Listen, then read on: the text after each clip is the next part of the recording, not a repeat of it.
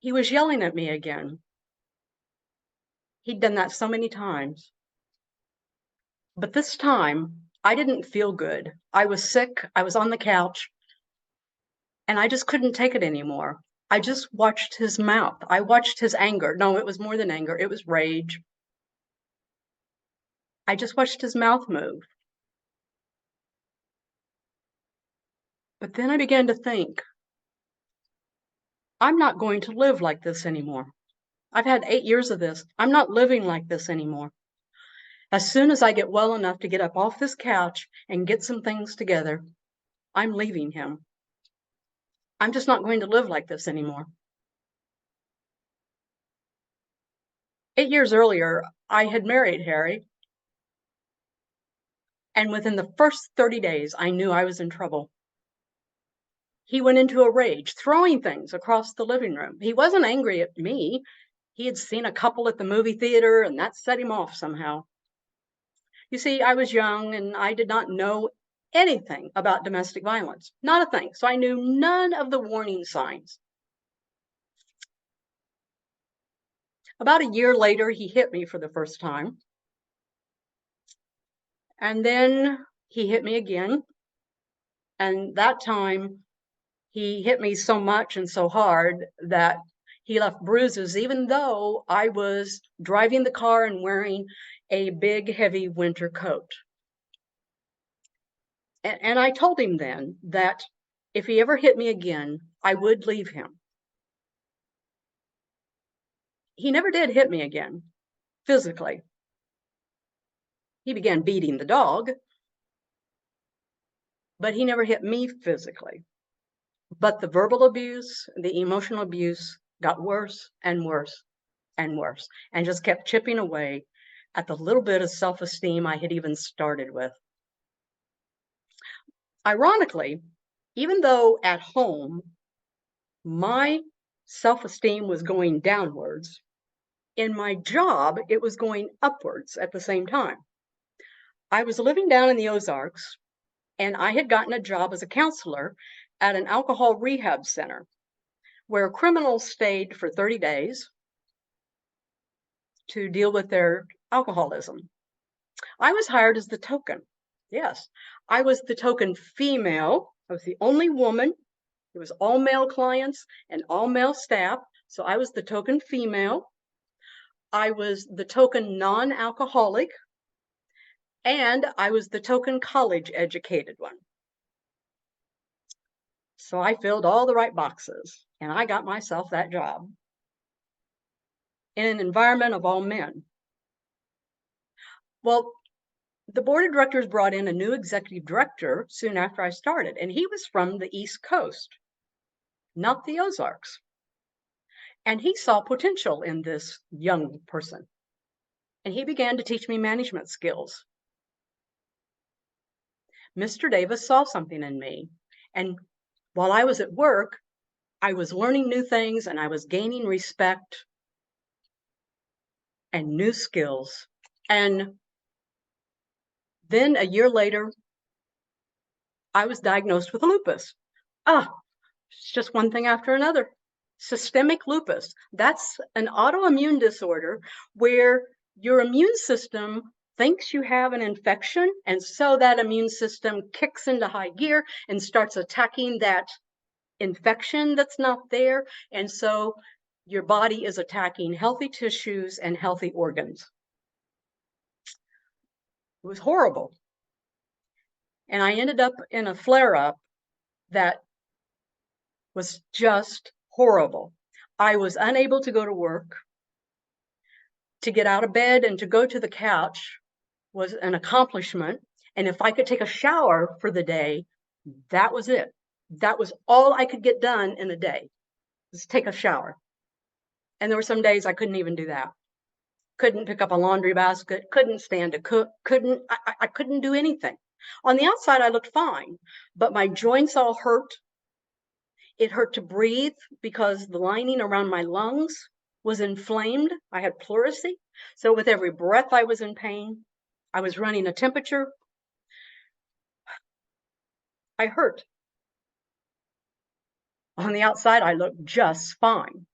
And that one Sunday morning, sick on the couch, Harry walked across the living room and I asked him, would he please turn on the radio so I could listen to my church service? Now, I will never know what set him off at that moment, but he went into a rage. I'd heard it all before, so I just lay there on the couch and watched him flap his jaws and made that decision that I'm going to have a new beginning. It's my turn for a new beginning. I am not going to live like this any longer.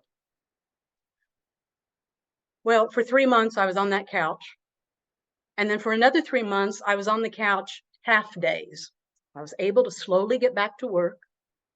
And finally, I got back to work full time as the executive director.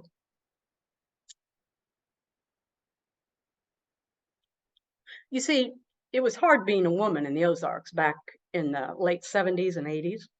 When the executive director, Mr. Davis, had a heart attack, his doctor said, you can't be executive director anymore. You're going to have to step aside and just work part-time. So Mr. Davis told the board of directors, promote Alice. She'll be a great executive director. And the board president looked at me and said, well, I don't think you can do it because you're a woman, but I'll give you 90 days to prove yourself. So I was up for that challenge. I proved myself. One of the first things I did was discover that there was a $25 bank account that had not been touched in over 5 years. So I told the board that it was my recommendation that we close out that bank account, transfer that $25 to the general operating fund. The board unanimously agreed, filled out a board resolution to that effect. Board president signed it, the board treasurer signed it, and the next day, along with that document and the document from the board saying I was the executive director and had the authority to do this, I went to the bank. I walked up to the window and told the teller why I was there. And that female teller said, well, I don't think I can do this. Let me get my supervisor. So the supervisor comes over, and she's a woman too, because back then all the bank tellers were women. And I told her what I needed to do, showed her the documentation. She says, I can't let you do that. And then she said, isn't that Mr. Davis over there? You see, Mr. Davis had gone with me because he and I had some other business to do after I took care of this $25 bank deal. So she calls Mr. Davis over and she said, so you need to transfer this money, close this account out? And he said, yes, but she's the executive director. She has the authority to do it. She has the documentation to do it. And the teller said, well, as long as you say it's okay, then I'll do it. So it was taken care of. And Mr. Davis and I got out to the car, and I have to say I cried because it was like, you know, even with women, it was an uphill battle for me.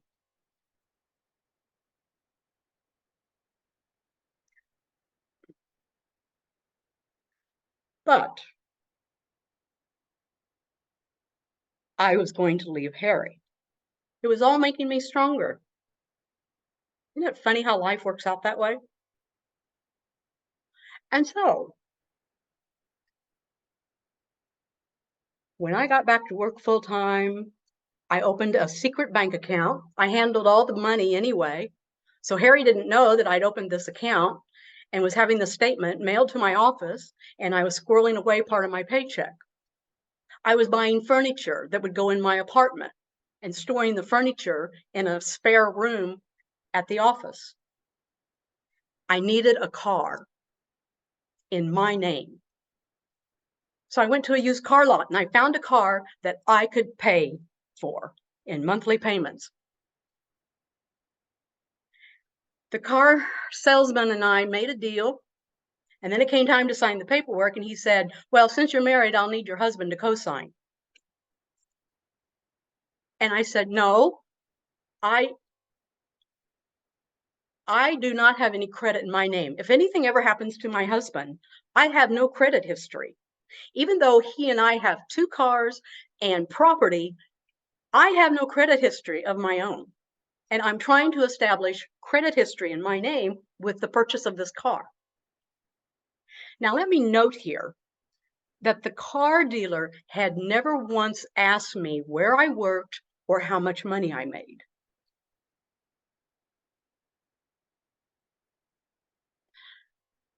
I had to have my husband co-sign the loan. So that night, I broached the subject with Harry very carefully, explaining that if anything happened to him, I would need credit history. And he bought that, he understood that.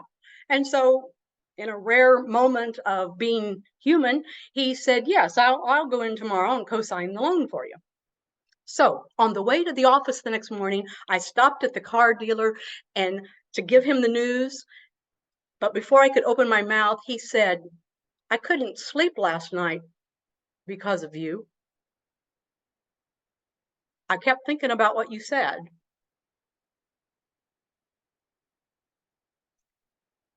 He said, if something happened to me, my wife has no credit history.